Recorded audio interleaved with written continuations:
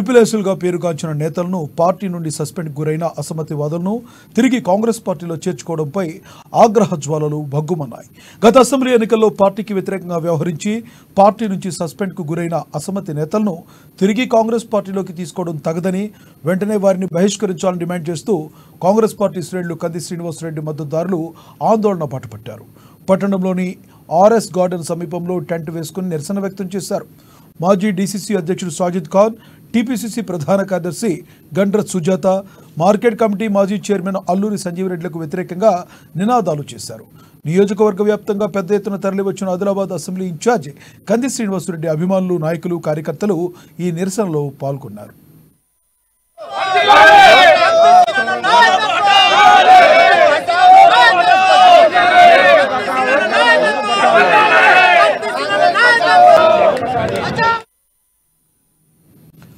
Assembly ఎన్నికల సమయంలో కంది శ్రీనివాసరెడ్డి అభ్యర్థిత్వాన్ని వ్యతిరేకించి పార్టీ నుంచి బయటకు వెళ్లిన వారు రెబెల్గా సంజీవ్ రెడ్డిని బరిలో నిలిపిన కాంగ్రెస్ ఓటమికి కారణమయ్యారన్నారు.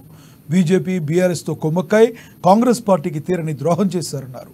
అంతేకాకుండా టీపీసీసీ అధ్యక్షుడు సీఎం రేవంత్ రెడ్డిపై ఆనాడు పరుష పదజాలంతో దూషించడమే కాకుండా డబ్బులకు ఎమ్మెల్యే టికెట్లు అమ్ముకున్నారంటూ విమర్శించడం నిజం కాదా అంటూ ప్రశ్నించారు.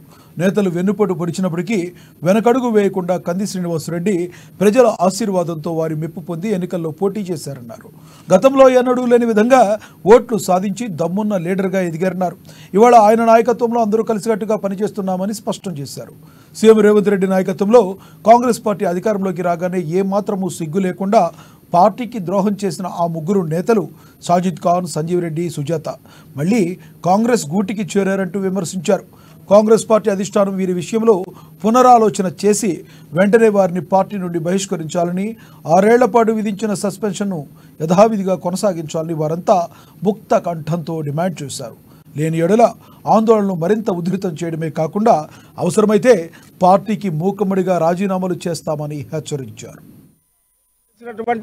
కంది శ్రీనివాసరెడ్డి ఓటమే మా ప్రధాన లక్ష్యమని ముందుకు సాగి రెబల్ అభ్యర్థిగా కేటీఆర్ తో ప్యాకేజీ మాట్లాడుకొని, ఇక్కడ జోగు రామన్నతో మాట్లాడుకొని ఇలా సంజీవ్ రెడ్డి గారిని రెబల్ అభ్యర్థిగా నామినేషన్ వేయించి మీరు ముగ్గురు కష్టపడ్డా మీకు వచ్చిన ఓట్లు 1900.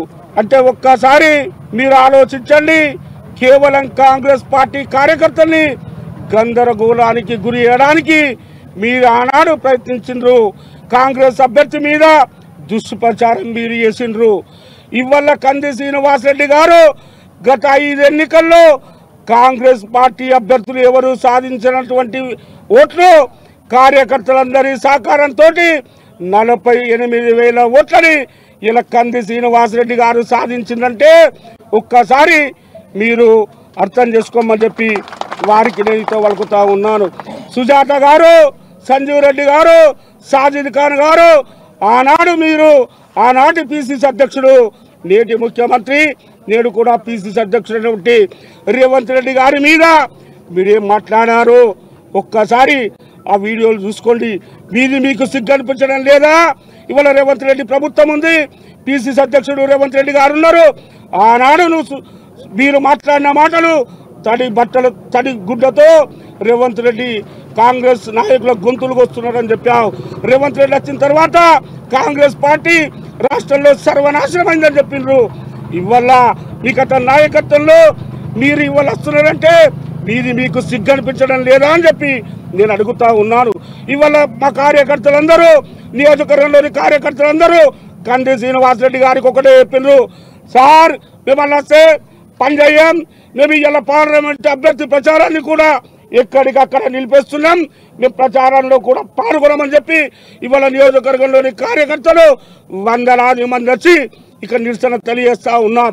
తప్పకుండా వారి మీద 6 ఏళ్ల బహిష్కరణ ఏదైతుందో దాన్ని యథావిధిగా కొనసాగేంత వరకు దశల వారీగా పోరాటం